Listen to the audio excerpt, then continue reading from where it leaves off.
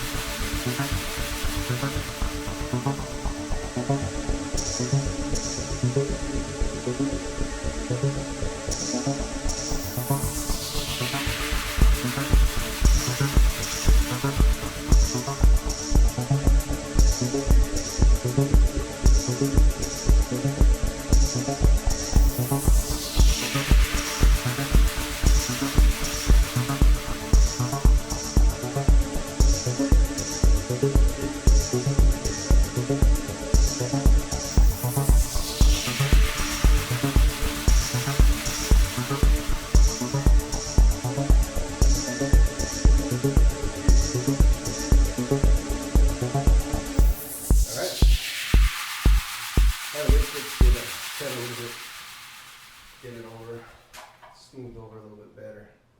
When it's a little too liquidy, it doesn't like to fill into the holes too good. It just keeps on creating the dip over and over. So you let it set up a little bit harder, and then when you go over your little low spots, it'll fill in a little bit better. So I'll let this dry. It's a 90-minute mud. I used warm water, so it should dry probably in 30 minutes. I'll come back and I'll just sand it down. Most of this you're not going to see because I'm going to have my mirror right here at 28-inch by 40-something mirror. So you're not going to see probably only about over here, from here over, and from here over, that spot there. Alright, and there's the wall after I sanded it. It's all ready for primer. You see the dark spots, that's just, it's not dry 100% because of the hole. It's colder inside the wall. So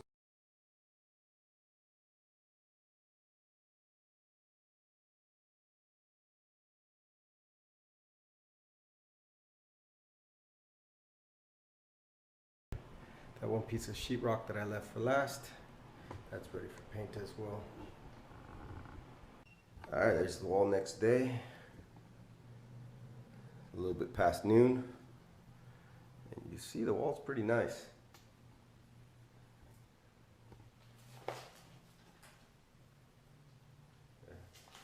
That's ready for paint. And then over there, that's ready for paint too on that side.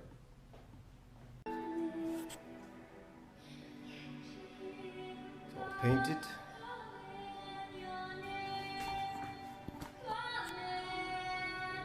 All painted.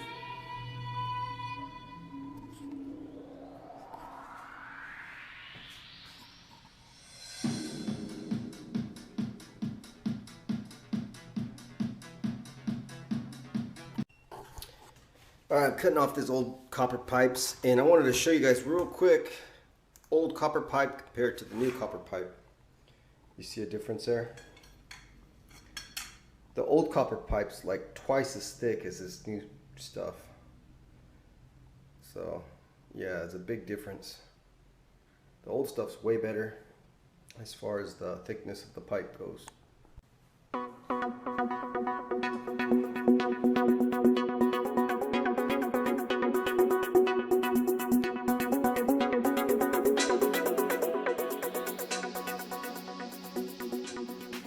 quick tip. So I couldn't get my new elbow onto my old copper pipe.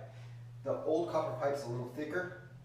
So a good way to fix that is take a little wrench here and set it to fit on there snug, and then just turn it just like this. And so if it's, I thought it was too big, but it actually was just, it wasn't rounded for some reason. It was like a little bit of a kink in there. I did that, and then my fitting fit, okay? Another trick is spray bottle. I got water in there. You don't want water in the lines. It doesn't get a good solder. So I'm using a spray bottle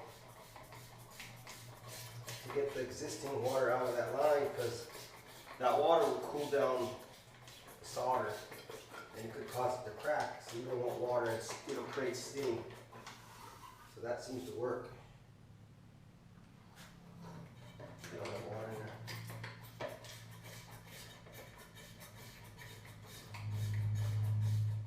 And this will go down a good foot.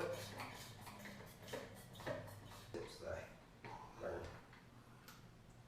That's pretty much it.